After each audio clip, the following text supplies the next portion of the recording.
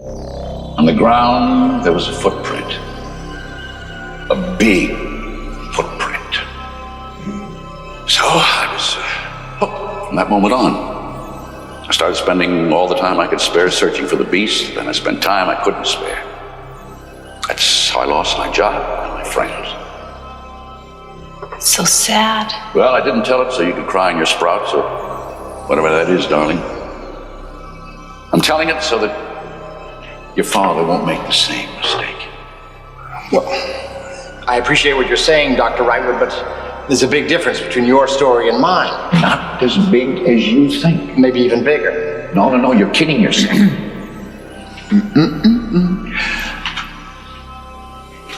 I remember what you told me when you came into my shop. Bigfoot can come live with us. We'll accept the responsibility. Can't you imagine what a Bigfoot would do to your home?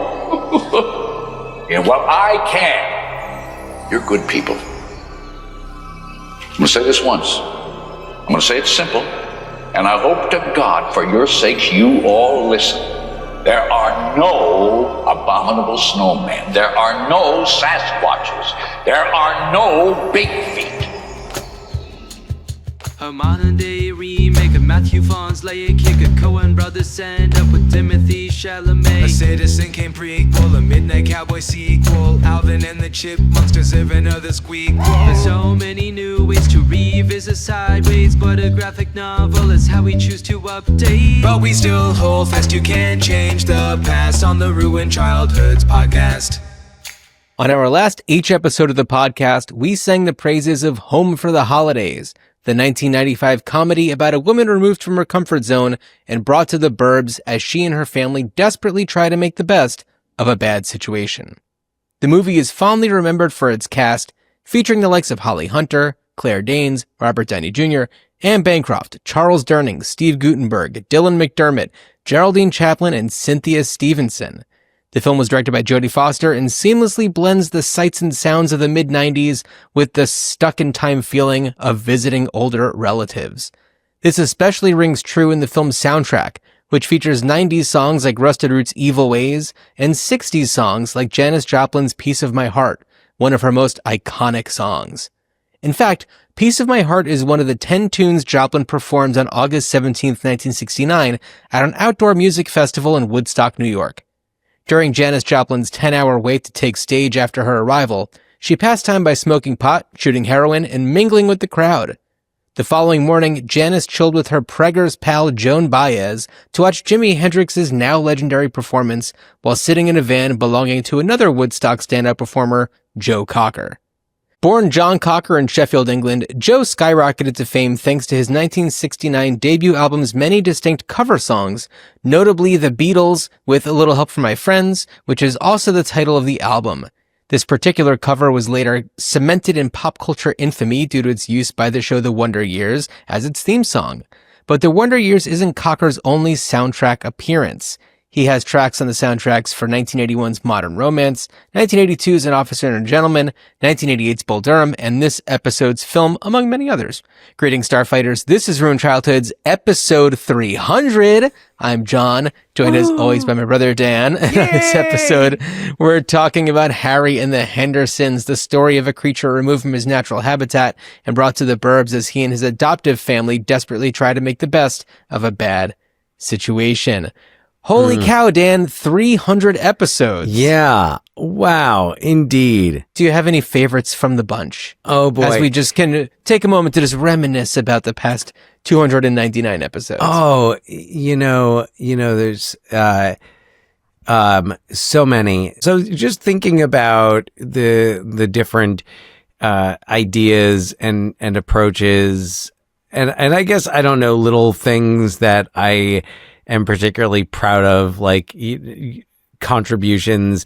And it happened to come up today as I was talking to someone at work about my idea to remake Groundhog Day as Anchorman 3.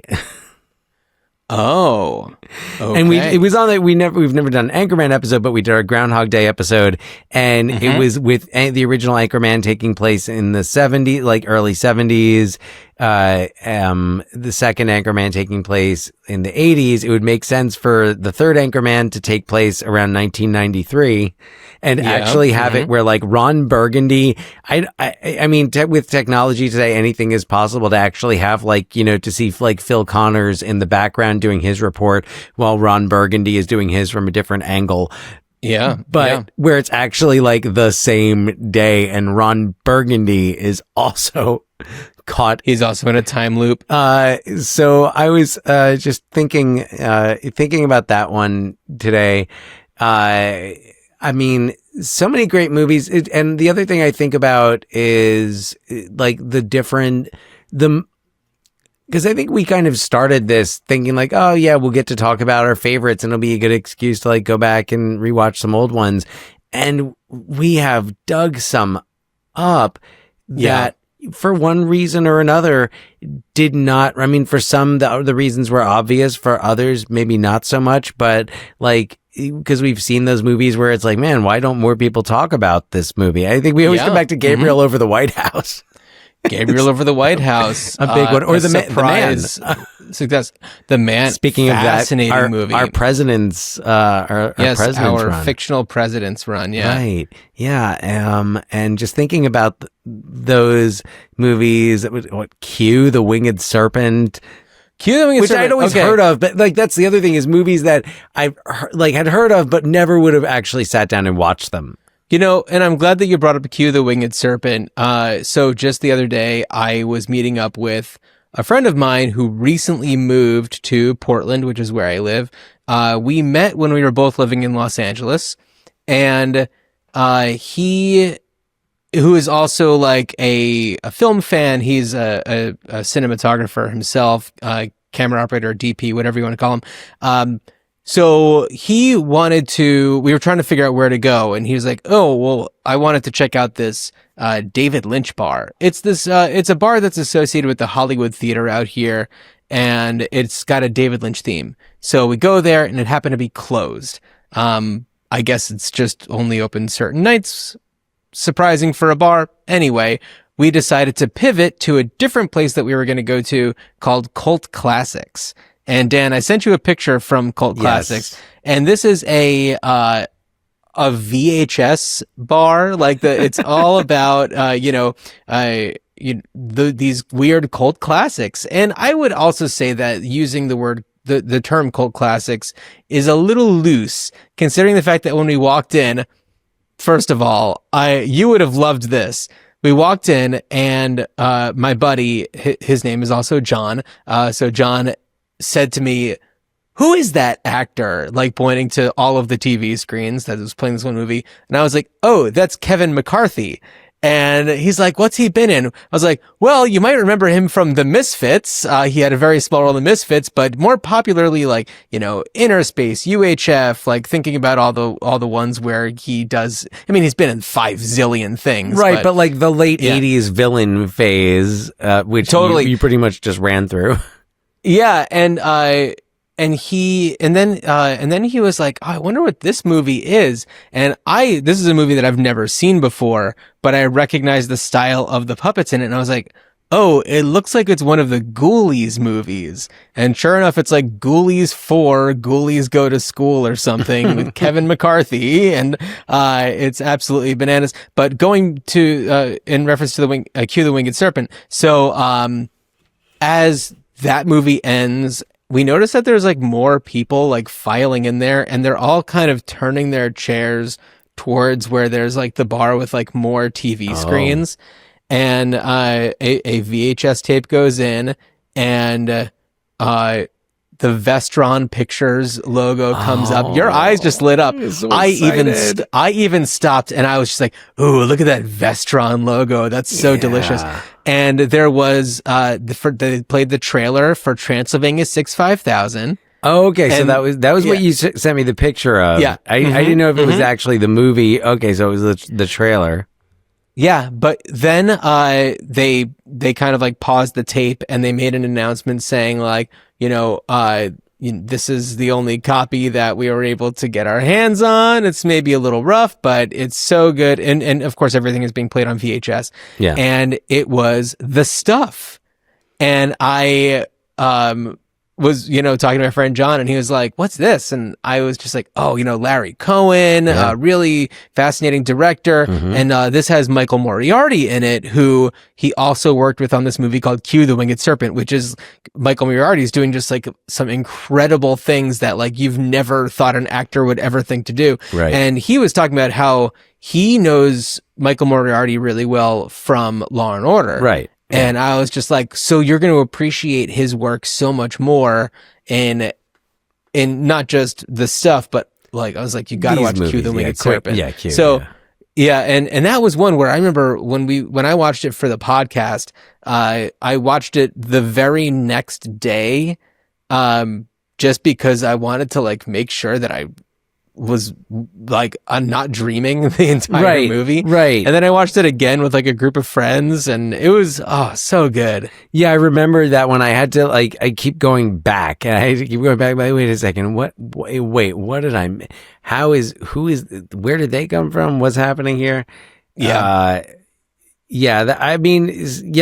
So many fun ones, and I mean we've really run the gamut. Like we Cue the Winged Serpent. We've got on this episode we're looking at kind of more 80s family movie. I think this would be more of the type of movie. I know we had that list when we first started, and I imagine this one must be pretty high up on that list.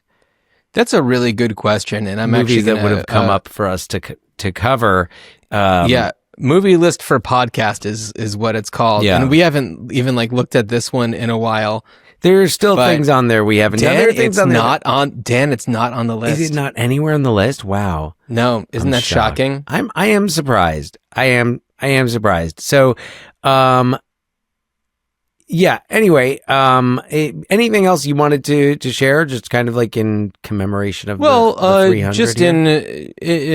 to go with what you're saying, like, yes, we really have, run the gamut for the types of movies that we've covered. When we start to talk about what we're covering on our next episode, it'll be like, but I feel like that was the end of that thought that I didn't finish. Right. I know. But we'll get to that one at the end of the episode. Indeed. Or just read the episode show notes and you'll see exactly what it is. But we've covered so many things from, the history of cinema. I mean, Gabriel Over the White House, but we also covered like, the history of like Jekyll and Hyde movies. Right. Yeah. And, going back to the early days of cinema. The silent films and... Yeah. And there's been... And we did the Gold Rush. We did the Gold Rush. Yeah. So that was was part of our last season. So we've done silent films. We have not yet done a documentary.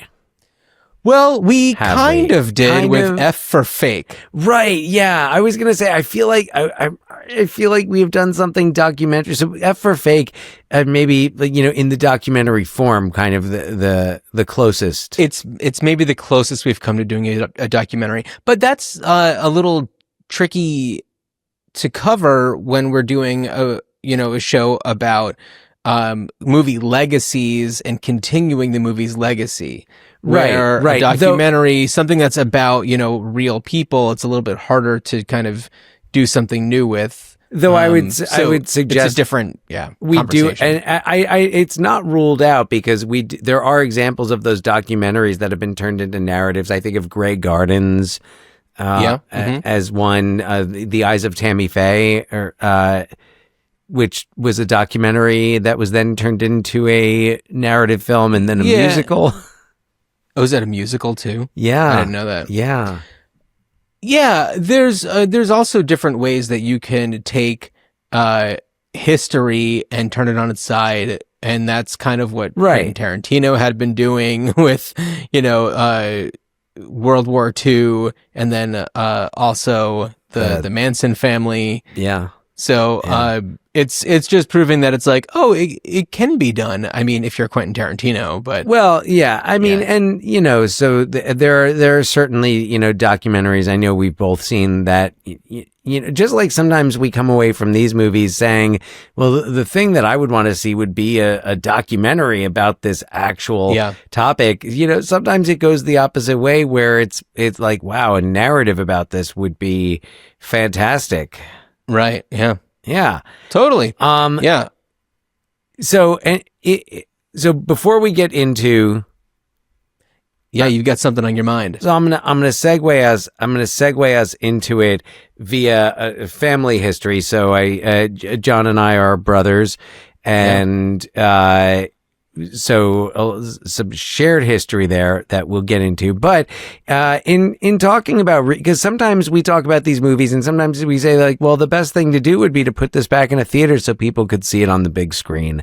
And when as soon as I realized like, oh, the Jaws 50th anniversary is coming up, I started looking. I was like, when are they going to put this back out into theaters? Like didn't happen July 4th, and then saw, okay, it's like Labor Day weekend is going to be the Jaws 50th anniversary. And I'm like, okay, one way or the other, I'm going to get to see this. And, I've got young kids and work and stuff. So it's not, I can't just go to any movie showing I want to go to. And if I want to wait until my kids are asleep, I'm going to go to a movie and then fall asleep during it. So I was desperate and was like, I'm going to experience a Jaws in the theater in some way, shape, or form. And the only showing that really worked for my schedule, and I was really confused because I was looking at the different theaters and the showings, and like there was going to be an IMAX at a time that was going to work for me. And then when I went on to buy the tickets a couple of days later, it was, I don't think it was sold out. I think it was just like they were like, no, we're going to use that for an IMAX showing of some other movie.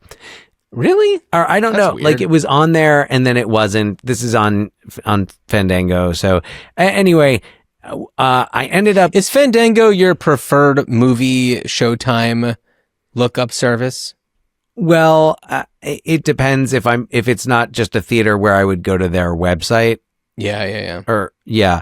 So if it's a theater that is like, that's how they do their showtimes, it's Fandango. So I ended up going to the 4DX version of Jaws. And I will say this. Nothing will make you realize how perfectly made Jaws is than when you are sitting in the 4DX showing and you are like, I don't need all of this shit because the movie does it just fine. Like it is actually scarier if the seat doesn't move. And you know what? The silence is really important. So the sound of the friggin' fans turning on is a hassle. And I kept reminding myself, I was like, this is your only opportunity. And if you didn't go see this, you'd be kicking yourself again until like the next time you have another chance.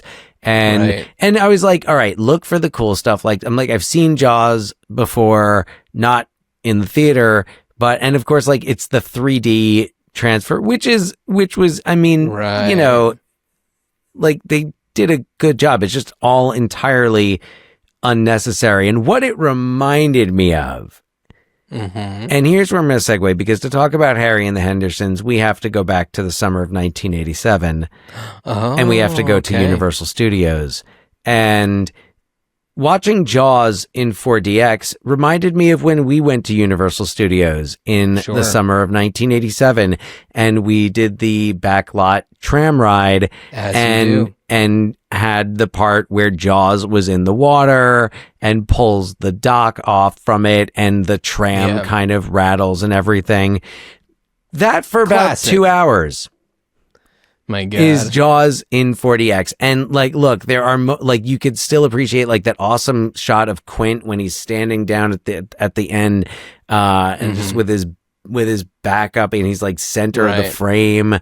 The shots of like, like that close up of Brody as he's looking out in the water and he sees, the Alex Kentner attack. And also just like being in the theater at that moment when like you first see Alex Kentner coming out of the water and, the mother saying, Alex Kentner, come back here. And, so there's still that like that excitement and that familiarity of it. But, if anyone's ever considering it, I really advise against it. I find I really wanted to find actually another time where I could just go to a theater with a like big ass screen, like either an IMAX or just like the SIFF, Seattle International Film Festival downtown took over the Seattle Cinerama. So that's a tremendous screen. That'd be fun. That would have been awesome. But like just the show times were not like, I'm sorry, a 3:00 showing doesn't work when I have to pick up my kid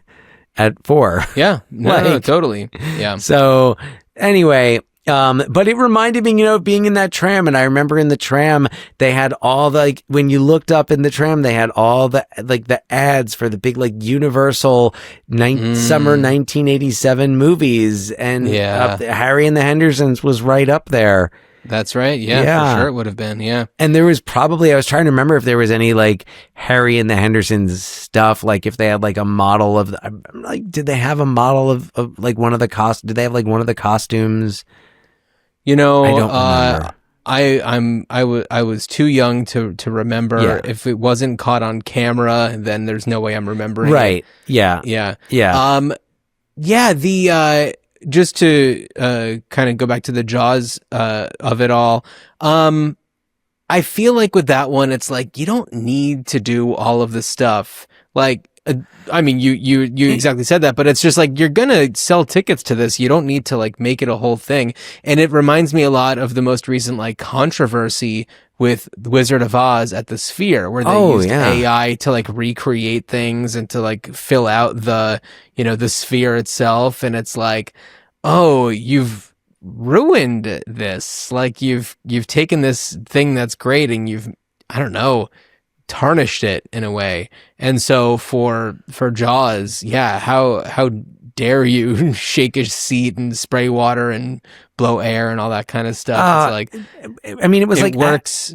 The only other movie I've seen in 4DX was Inside Out 2. And like, that was fine. Okay. It was fine for that. Also, because I'd never seen Inside Out 2 before. And also it didn't take away from it at all. And I'm like, this is actually taking away from the experience. I've never seen anything in 4DX, but I've seen things with like the rumble seat. And the only thing, actually, only one thing I've seen at the rumble seat, and it was the movie Twisters. And I figured, you know what? This movie probably sucks. And I may as well do the thing where it's ridiculous because I don't need, I don't know, something to be kind of left alone when it's this movie. Well, right. Yeah. It doesn't, right. Like for a movie like that and like, it doesn't matter. And like that would have been fine in 4DX. So, but it's really unnecessary and they really shouldn't be doing that with movies that have such a legacy that they're being put out in theaters in wide release on their 50th anniversaries. What's next? Like Godfather 4DX? No, even Francis Ford Coppola is not that crazy. Yeah. Yeah, no, totally. And I mean, I guess it's 38th anniversary for Harry and the Hendersons. Oh, do you have any recollection of seeing that for the first time? Would have been VHS, probably. Mm-hmm. I imagine that would have been an early, Blockbuster rental. Sure, yeah. I can't imagine it wouldn't have been. I feel like it was always something that I'd just always seen. I mean, because I was 4 when it came out, so it's like, as far as I knew, it just kind of always existed. Yeah. And I'm sure that I saw it pretty early on in its home theater release. Yeah. And and the thing is, like, I don't remember seeing it a lot when I was a kid, but when I recently rewatched it for this episode, I remembered plenty about it. So much of it felt very familiar, but Yeah, and I had a really good time watching it, I'll tell you that much.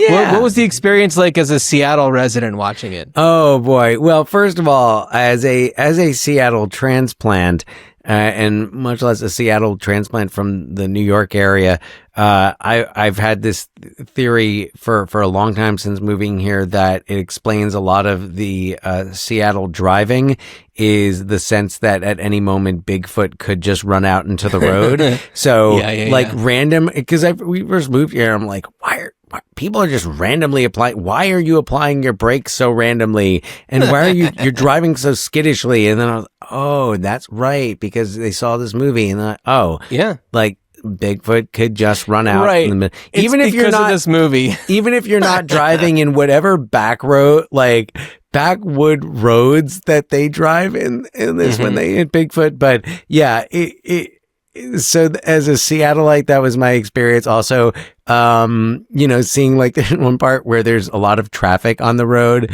and I looked at it and I was just like, well, of course, because they live up there. Oh yeah, absolutely. Yeah, during the part where they're like going south on I-5, it's just like, oh yeah, I've been stuck in that traffic. Right, and it's like you're coming from Wallingford, you're north of the city, like you're right by the university, like that.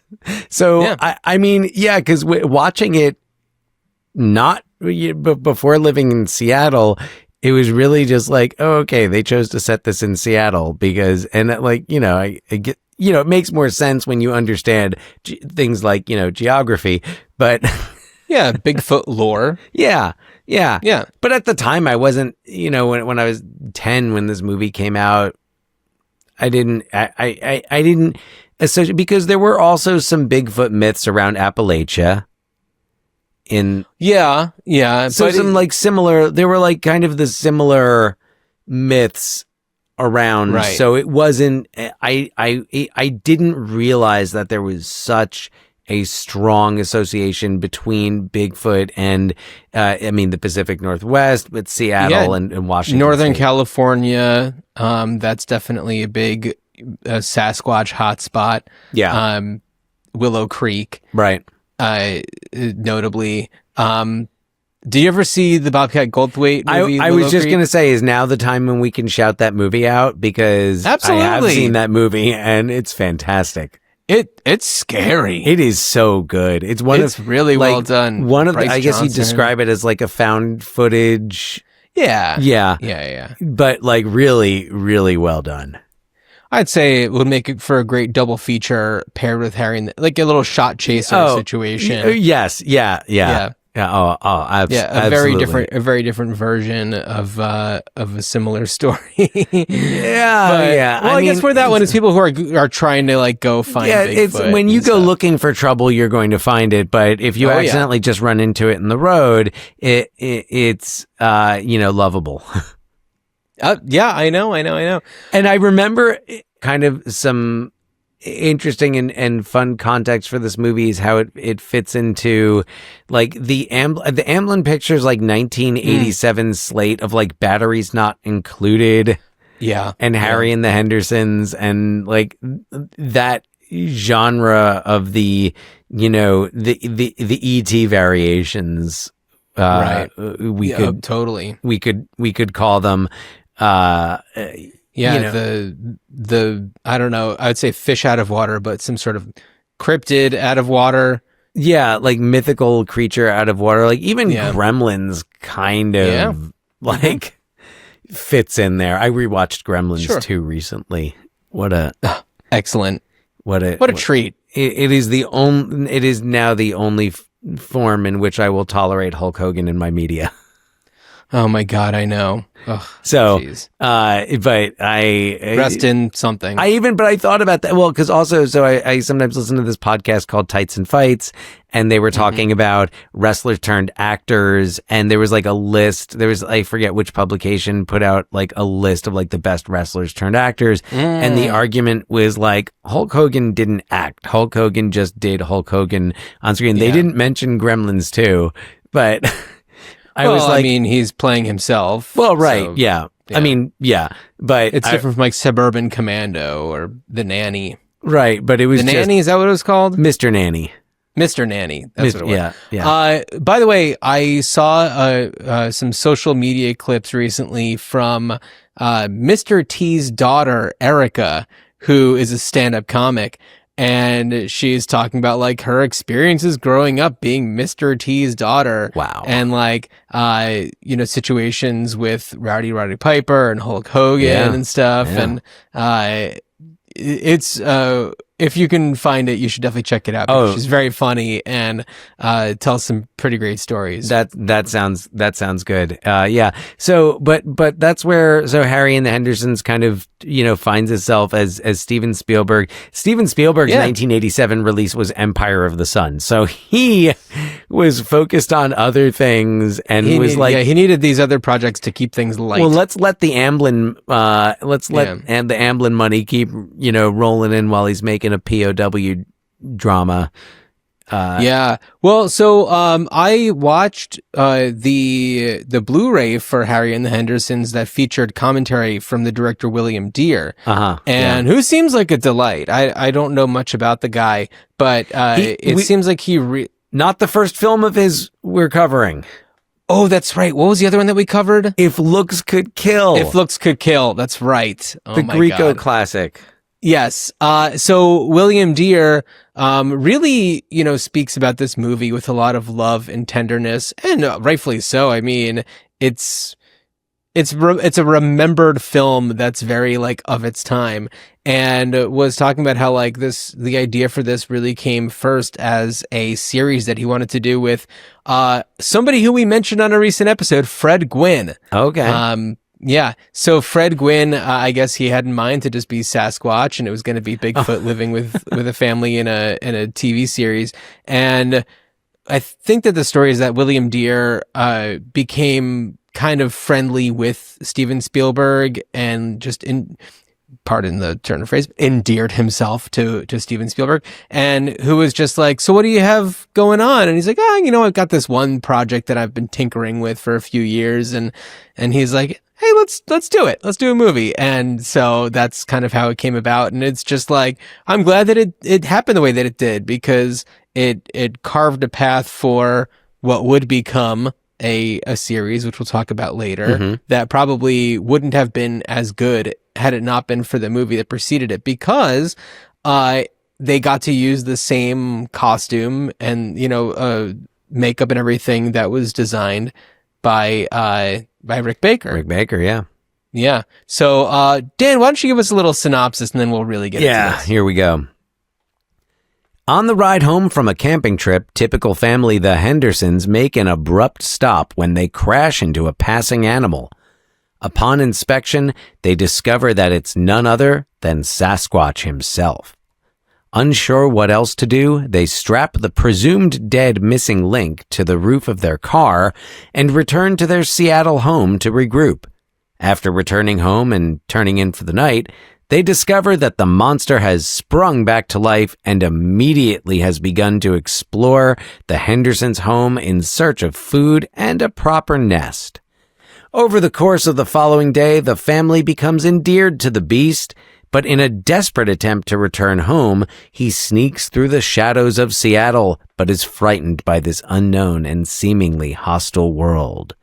Having grown quite fond of the Sasquatch, the Hendersons, who now refer to him as Harry, make attempts to track him down and bring him back to safety, but also discover that he is being hunted by Jacques Lafleur, who will stop at nothing to track down and kill Harry for sport.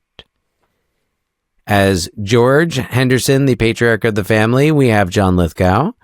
Dan, I have to correct you every single time. John Lithgow. John Lithgow, yes. Sorry.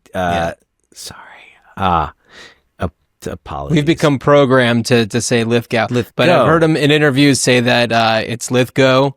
I believe that a nickname of his was Go-Go because of it. Of course it was. All right. That's how it makes me think of it. Yeah. John Lithgow. Oh, it's that damn W at the end.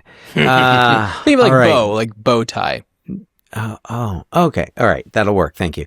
But not bow, like take a bow. As his, as his ever suffering wife, Nancy, we have Melinda Dillon, Who's great. I love Melinda Dillon. Spielberg veteran, Close Encounters of the Third Kind.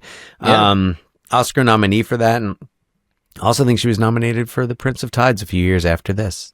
So that's right. She was in Prince of Tides. Yeah. Rounding out the Henderson family, we have Margaret Langrick as Sarah Henderson and Joshua Radoy as Ernie Henderson. He's great. And of course, and as the fifth Henderson, Harry, Kevin Peter Hall, who had a pardon the pun, big summer of 1987, as he also played Predator. Yeah. He played the title role in two of these big summer movies, Predator and Harry and the Hendersons. And also it's like, you could look at it and just on paper, it's like, okay, well, this guy's, tall and whatever. But also it's like, he put so much into those characters. Yeah. Like, he really brought them to life in a fascinating way, and two such different characters too. Because with both characters, you can really think of a lot of examples where just the little bits of physicality sell so much about that. Like with the Predator, like the little head movements. With Harry, there's so much of there's almost like the shrug of he pulls it off. Yeah, right. As this he's just kind of this big lovable oaf. Mm-hmm. And I mean, a lot of credit goes to Rick Baker and his, team and their design. But Kevin Peter Hall, man. And do you does a lot with his posture. It's great. You know who he was married to? Who? Let me make sure I get. Do you know who he was married to? I do know who he was married to. So, he was married to I'm sorry, so Elena Reed, who was on 227 and Sesame Street. She played Gordon's sister on Sesame Street, Susan. Cool. Yeah, that's awesome. Yeah. Power couple. Yeah, totally. We've got some other renowned character actors in the cast. First of all, Don Amici.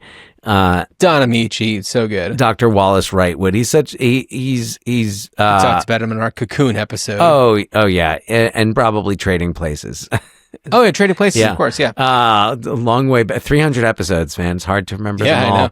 As George Henderson Sr., M. Emmett Walsh, who we talked about on when we did The Jerk, and yeah, just 2 episodes ago. And Dan, okay, you just dropped Kevin Peter Hall trivia. Here's some M. Emmett Walsh trivia. Do you know who he was college roommates with?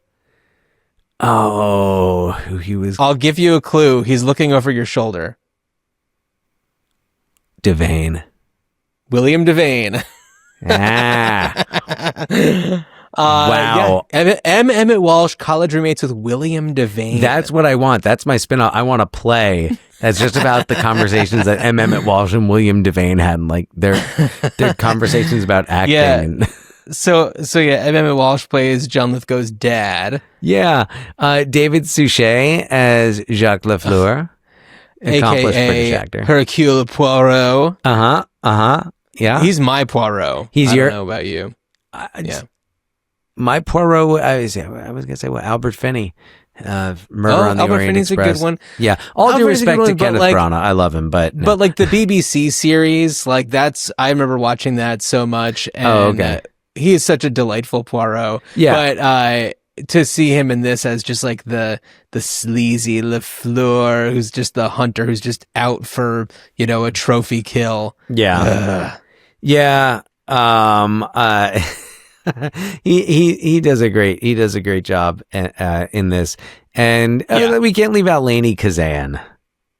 Yeah, totally. She's fun. Irene. She's silly. The neighbor. The classic nosy next door neighbor. It really does have all the makings of a sitcom, doesn't it?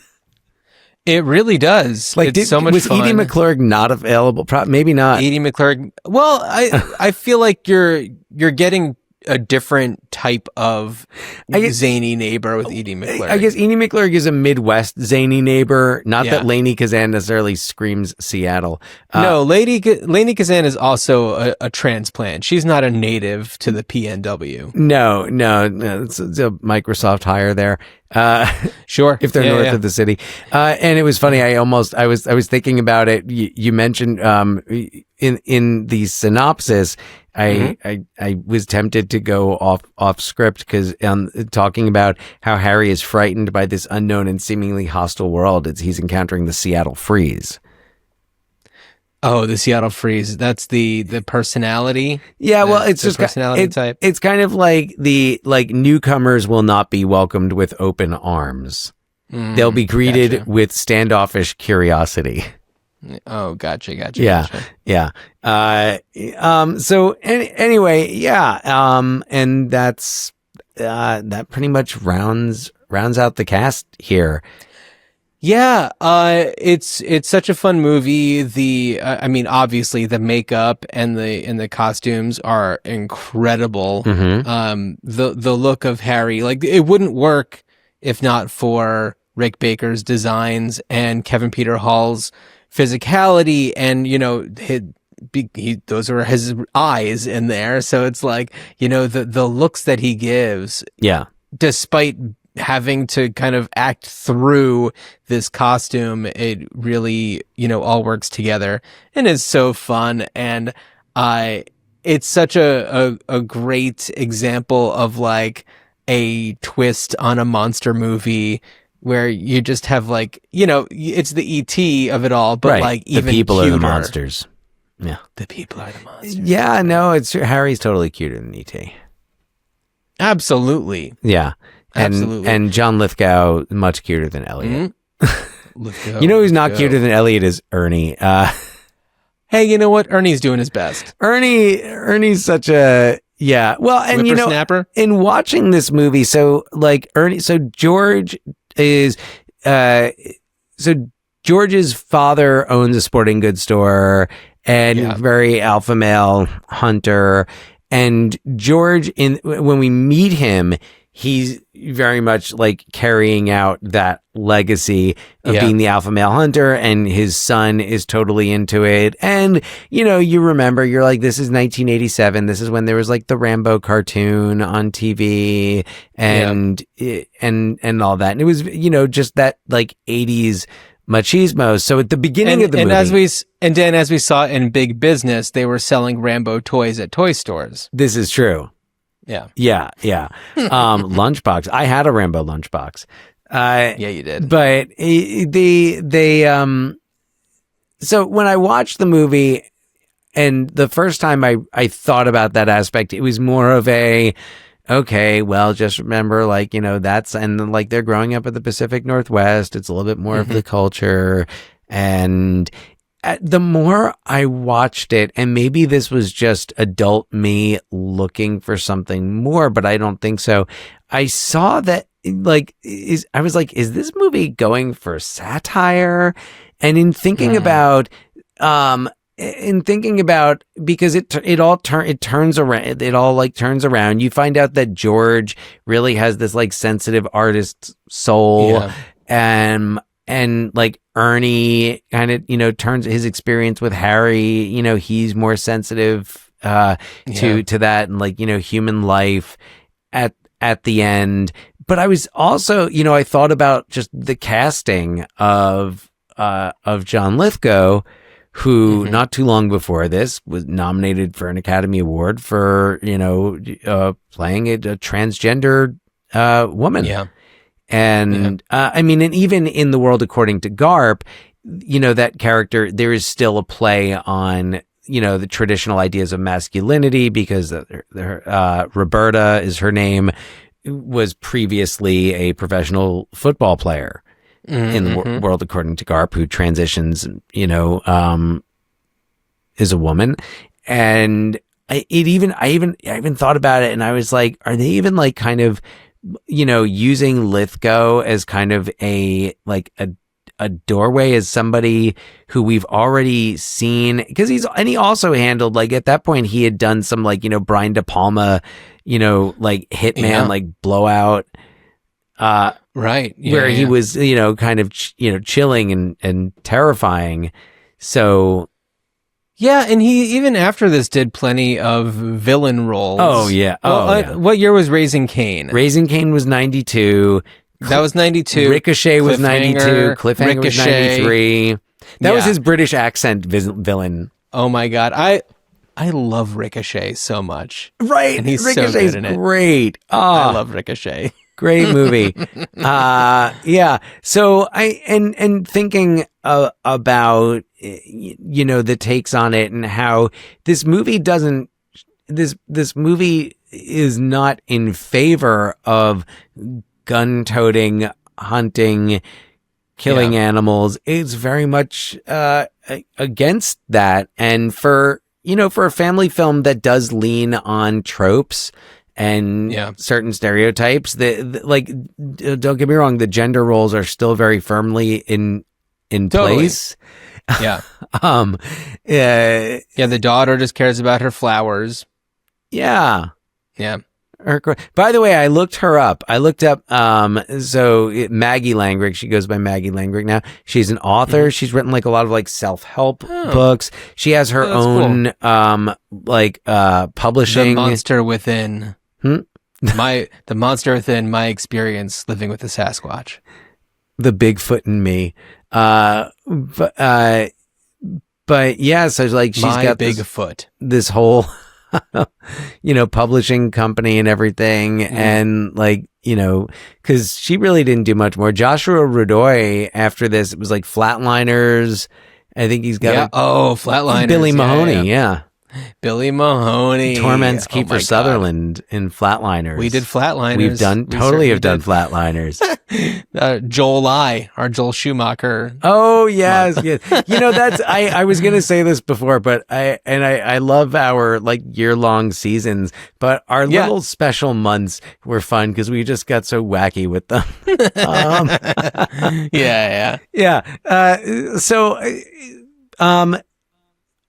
But yeah, so I guess watching, I don't know, what was your experience watching it now? Well, when was the last, do you remember seeing this? Like, when was the last time you remember watching it's been a really long time, probably since the late 80s, early 90s. And just to kind of add to that point and just to say like, well, of course, this is what they're doing.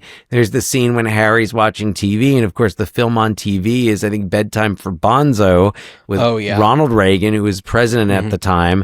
And you like Harry's like laughing and like throwing the cake when you see Reagan on the screen. So like they're making fun of Reagan.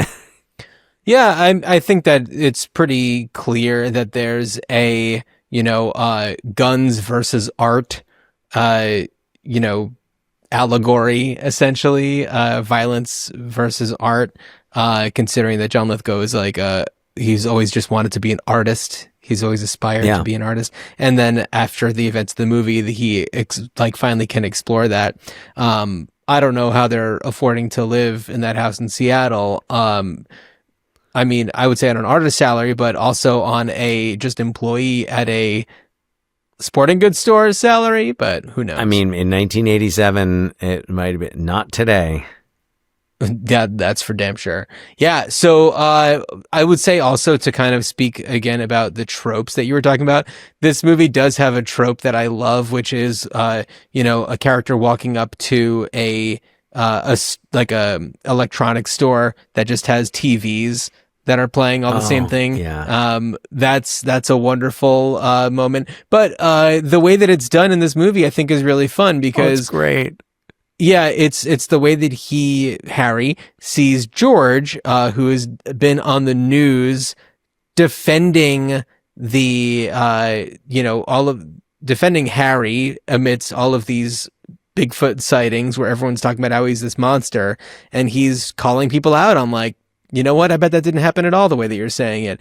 And I will say though that the one thing that's kind of ridiculous about it, well, I mean, aside from the fact that it is existing at all, the news keeps on just playing the same clip over and over again because Harry's just watching that clip over and over again. And so I don't know. It seemed pretty silly to me. But it was, with William Deere's commentary track, it was really fun listening to him talk about it where, it was like something that I had thought, but it wasn't like confirmed for me. But then William Deere was saying like, the intention is like, he thinks George is like in the TV. And then when one unplugs and turns off, he like grabs another one and tries to like get him out of it and everything. And it's like, yeah, okay, I get that. That makes sense. But that is a trope that I love. The store that's like playing all the TVs with like the relevant thing going on at the same time. That's so great. And, it makes me think, because of course, like, that's kind of a thing,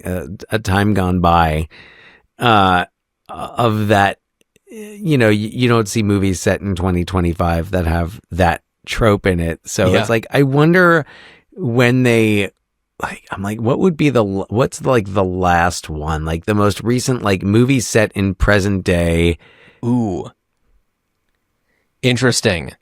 Maybe Ricochet. I don't like, is there a storefront TV thing in Ricochet where you see like the news about him? There is in another Denzel Washington action movie, and that would be Virtuosity in 96. 5. And so, was it 95? Yeah. 95. Yeah, 95. It's more of like Russell Crowe walks into an electronics store and all the TVs are playing the thing. So it's not like looking through the window at it. Right. No. I feel like the electronics store thing is different. That's where it's like the and they do this with the one in front of the store sometimes, but I feel like the electronics store one is like, I'm on the camera. Right. Like from the Brady Bunch movie. Yeah. Oh, geez. I'd love to kind of go through and try to find it. Maybe that's our next series, is all movies that have somebody walking up to a store where there's a bunch of TVs. Storefront TV scenes. How do you figure that one out? There's probably a letterbox list out there somewhere. Of course there is. Yeah. Of course.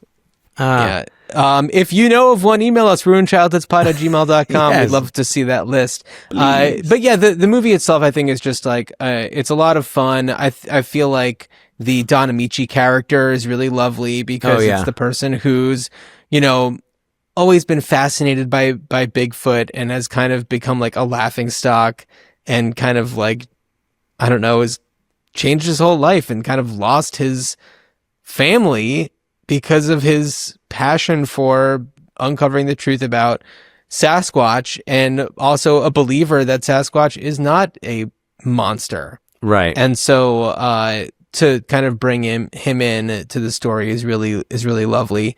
And the movie could exist without that character, but the fact that it includes it makes it really nice. You need you need like the scientist. You need someone with a PhD.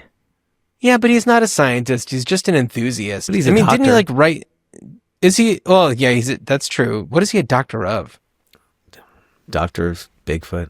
Anomics. Dr. Bigfoot? No, not Dr. Bigfoot, but that's a good, oh boy, maybe that's a good sequel there.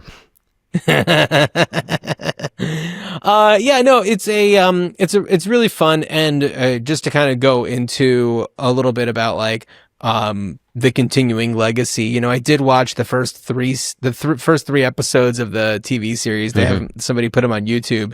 Dan, do you have any recollection of watching the show? I think I might went have on for 3 seasons, which is admirable. I feel like it was syndicated. Something tells me, if I remember correctly, it was one of those, like it was on the USA Network or something. Yeah. Where we lived. So I think I remember watching some of it with Bruce Davison. Willard himself, Bruce Davison. Yeah. No stranger to furry creatures. Which, by the way, and sorry. Kevin Peter Hall reprising the role, up until his death, and then it was taken over by other actors. It would have been ironic if it was Jean-Claude Van Damme, who was the original Predator. I know. Well, yeah. Who's like for 5'6" a day, yeah.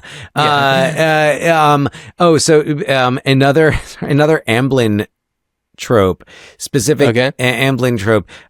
Someone getting hit by a car and then forming an attachment to the people that hit them. From Back to the Future. Oh, okay. Mm-hmm. Yeah. It's a little different. It's a little different. So, but hey, if we're talking Crispin Glover, another Willard himself. Oh, So yeah, it all so comes there's together. that. And So, yeah. the series, it's very, it's sitcom in its like most basic form, laugh track and everything.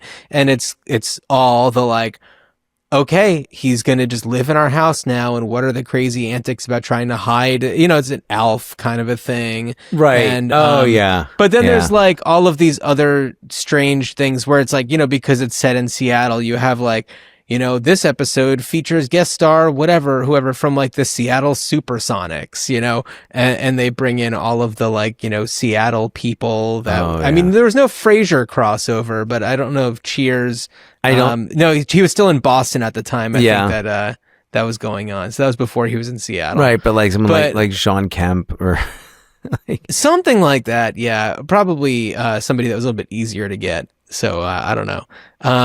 But it was it was fun and it was totally fine. And of course they have the same costumes and everything. And Kevin Peter Hall is great. And there's a Leon Redbone song. Your Feet's Too Big is the theme song. Mm-hmm.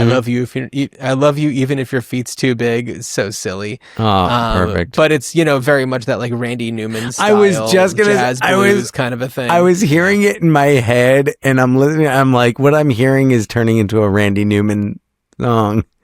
I love you good. Your feet's too big. That's exactly what it sounds like. That's exactly it. And of course you have like the precocious kid, you have the zany neighbor next door. It's a different kind of zany neighbor next door. Right. But, like, I'm like, that's what I want to know. Like, who's the zany neighbor next door? Probably nobody that you would recognize. I think in the first season it was like a reporter and then it was like something else in like the second season. I don't know. Mm-hmm. But the show itself, it's, it's predictable. It's exactly what it should be. A few people who directed episodes. First of all, Bruce Davison directed a few episodes. But also, Scott Baio directed a few episodes. Tony Dow of Leave It to Beaver directed a few episodes. Wally Cleaver, yeah, I see. Yeah. I also see Richard Klein, Larry from Three's Company. Yep. James Widows of the first season of Charles in Charge and National Lampoon's Animal House. Yes, that's right. I like him. Yeah. Oh, yeah. I always like James. Love him in Animal House. He's great. I was always a Pembrooke's guy for Charles and totally. Charles, too. I was never a Powell's guy. Pembroke's for life. So glad. I felt alone all this time. And speaking of syndicated shows that were on various networks, Donna Pescow of Saturday Night Fever, but also of the series Out of This World, she directed an episode. I feel like it could have been the this. same set from Out of This World. Like you could probably picture exactly what. Actually, they lived in this like very like Pacific Northwesty house that had like this like lofted office situation. But it looked like a cabin, but like a high end cabin kind of a thing. They really leaned into the Pacific Northwest of it all. Yeah, yeah. But it's an entirely watchable, show. The episodes they breeze right by and you know exactly what to expect from it. But of course, like every 4 episodes, Harry feels isolated and tries to run away, and then they find a way to bring him back. Well, that's why I'm looking at the episode listing, and like episode 3 is like Harry Goes Home. Sorry, that's episode 4. Yeah. And Harry Goes Home Part 1. Sorry. And what's interesting is that it actually shows the broadcast stations here. So New York. It was on Channel 5 in New York, WMYW. Okay. Which totally makes sense, especially for that time. That was before it became Fox. Yeah. So that makes sense. Yeah. So that show clearly is an obvious continuing of the legacy. William Deere did mention that if there was ever a sequel, he would want Harry to speak, which of course at the end of the movie Harry does speak, and It makes sense. I feel like the more you hear him speak, the worse things could get. But for him to say like one thing is kind of cool. It's very much a Rise of the Planet of the Apes situation. Right. Yeah. Yeah. No. Yeah. And also it's like if it was to be done again now, you wouldn't likely have, the great costumes. No. You would have some sort of No. CGI thing, and it wouldn't feel right. But Dan, there's one other thing I wanted to mention. So on the YouTube, the first 3 episodes video that I watched, it was, taped off of television, and they didn't include commercials, but over, like right at the end credits, there would be kind of like the announcer advertising something else that was going on. And right at the end of the first episode, guess what movie they were promoting that they were going to be showing like next? Oh, it's one that we've done. Okay. And it's one that we would not likely have seen had it not been for this podcast. Oh, geez. Okay.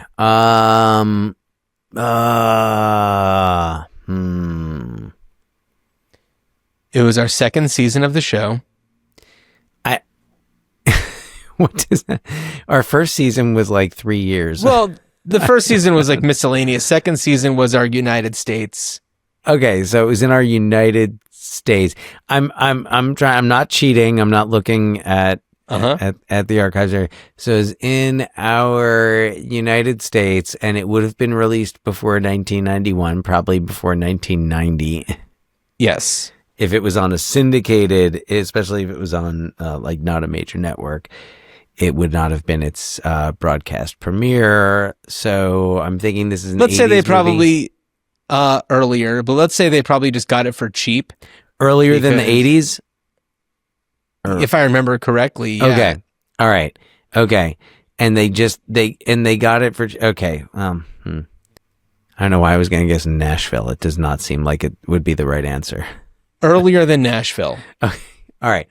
Oh, geez. Okay. The Misfits? Or, No. no.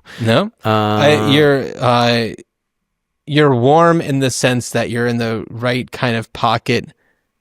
You're close in the alphabet of the order. Not super close, but it's in the alphabet of it. Okay. Well, that was our it's Nevada not episode, A and right? it's not Z. It's somewhere in the middle. Right. Okay. Shoot, what do we do for Montana? We did 2 for Montana, but it wouldn't be either of those. Nope. Yeah, I will say it's very fitting that they would be showing this on network television, considering the director and the star. Is it Mr. Smith Goes to Washington? No.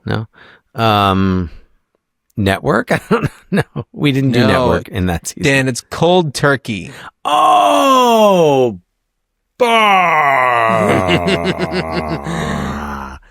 Yeah, totally would not have watched that movie if it wasn't for this podcast. But I mean, like, it's a treat. It was a hidden gem. Absolutely a hidden gem. Yeah. When they were even describing like coming up next, like Dick Van Dyke plays, this, and it didn't even occur to me that it was Cold Turkey until the very last line of it was just like, if they all quit smoking, and I was like, Cold Turkey? Sure enough. What a wild movie that was. Yeah, it sure was. Another one that I believe could be looked at as a bit of satire about like, guns and Well, yeah. You could use the cigarettes could be metaphorical. Yeah, for sure. For sure.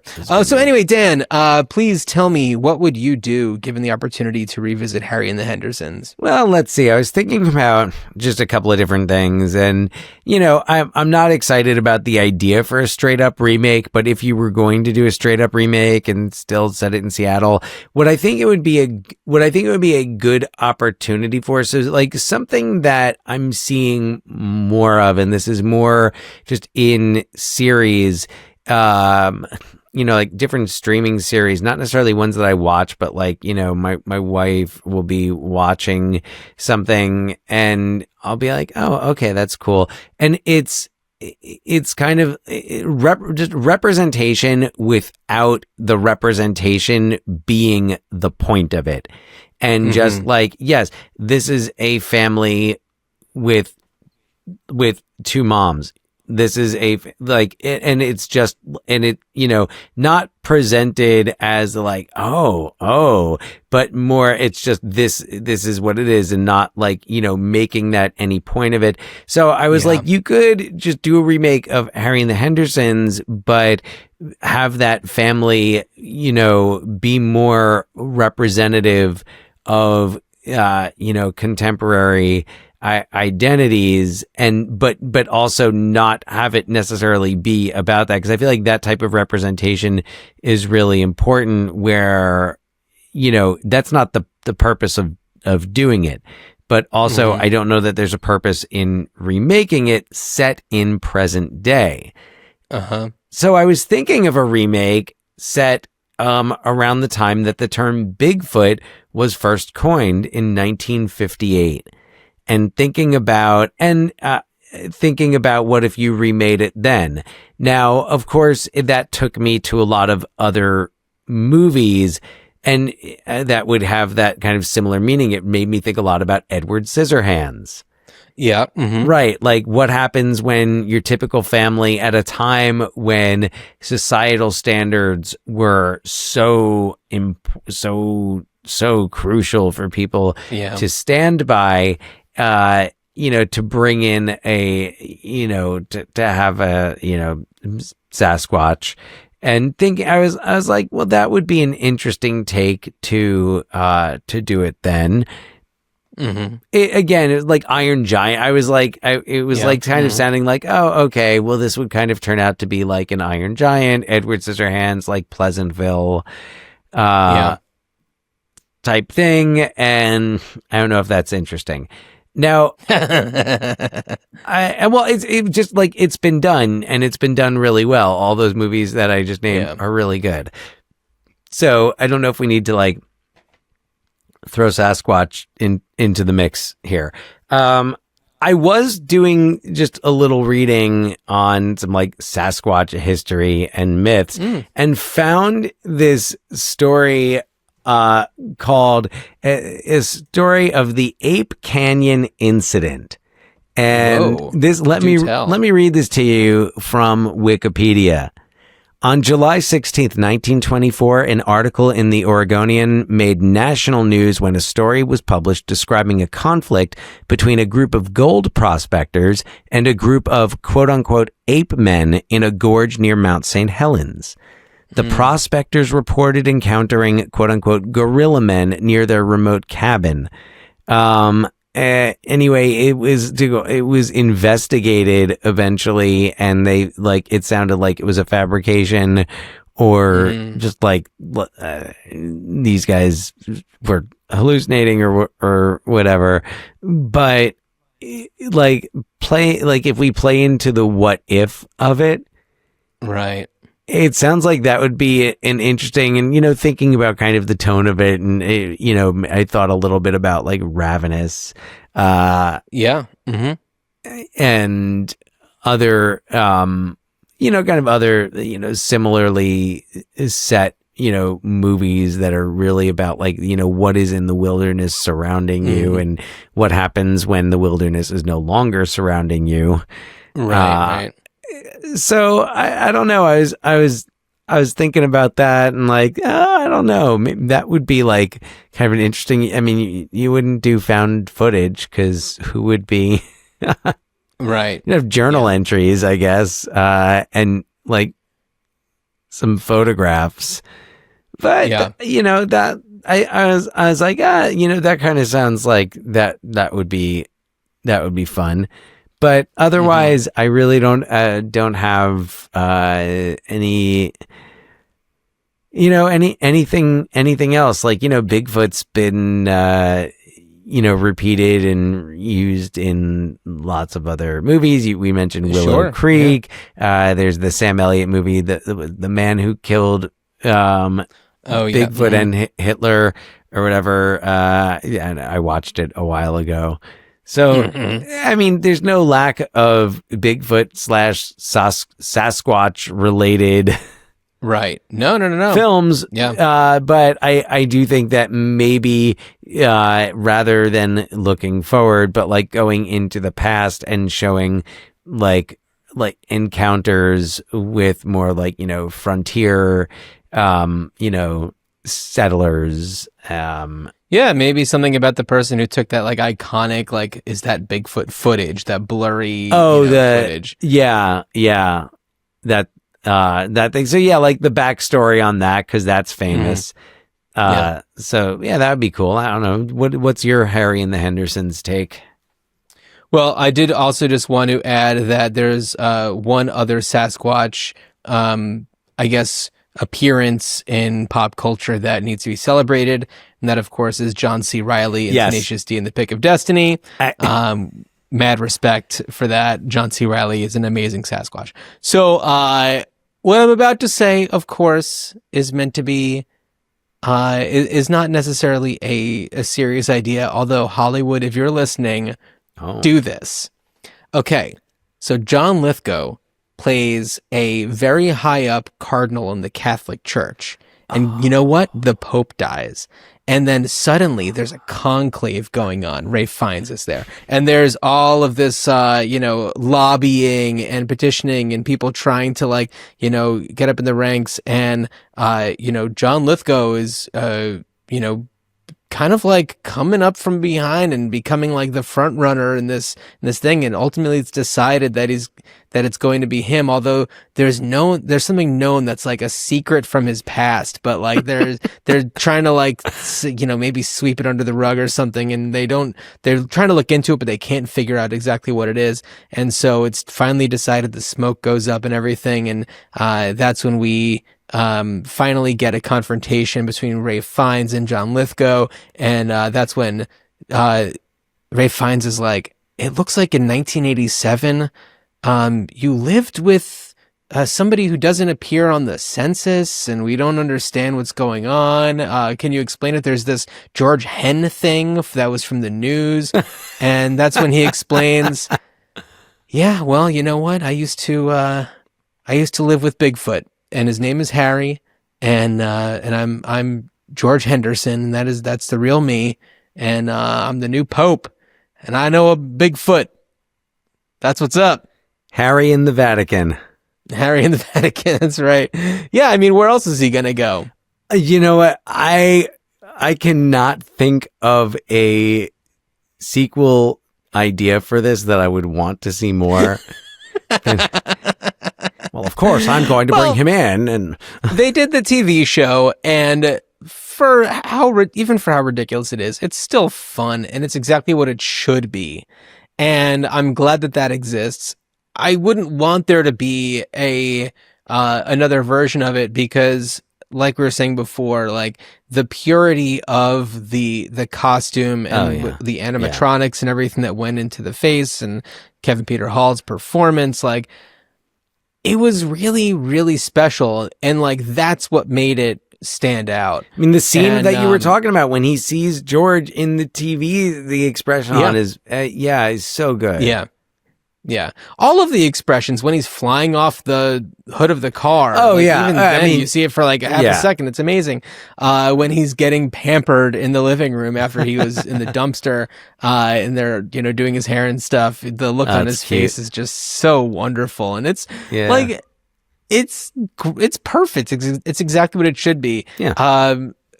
Now, of course, you could do comic books. That'd be fun. But what story are you going to tell that hasn't a comic been told before? strip? Comic strip could be fun, just like the blip antics of Harry and the Hendersons. Yeah, like that's totally comic strip material, like whatever, 3 frames and Harry, not again. Sorry, I cannot do John Lithgow. I wish. That was a good John Lithgow. That was pretty good. No, it went too much and it sounded like Mayor Humdinger from Paw Patrol. Now I'm not familiar with the reference, but probably which probably is somehow based on like the Lord Farquhar in Shrek that John Lithgow did. Yeah, totally could be. Well, anyway, for anybody who is listening or watching the show on YouTube or Spotify, hey, thanks so much. Email us ruinchildhoodspod@gmail.com with ideas of how you would bring back Harry and the Hendersons or any of the movies that we've talked about before, or perhaps your favorite movie, and maybe we'll talk about it in the future. Check out ruinchildhoodspod.com for lots of fun stuff. We have merch and whatnot. Rate and review us on Apple Podcasts. Leave us a comment on Spotify, YouTube, etc. Dan, we are wrapping up episode 300, the perfect game episode, and I have to know, what are we going to be doing for our next G movie as we work our way down the alphabet? Our next G movie, well, there's only one way we can go, because after 300 episodes, we've got to do Giant. Yeah. 1955, directed by George Stevens, starring James Dean, Rock Hudson, Elizabeth Taylor, Dennis Hopper, Mercedes McCambridge, based on the novel by Edna Ferber. Yes. I'm excited to talk about it. From Seattle to Texas. Absolutely, yeah. Iconic Texas film. Surprised we didn't do it when we did our last season, all about the states, but we were saving it up. We're making up for it this time. Yeah, all good. We get there. And it'll be our second time we're talking about a James Dean film. And Rock Hudson, I believe. And Rock Hudson, yes. I don't think we've done any other Rock Hudsons aside from Seconds. Yeah. So. Was he in? Never mind. That was somebody else. Well, Dan, as you are, I guess, kind of stuck in traffic going down I-5, I wish you a good journey. Yeah, good journey.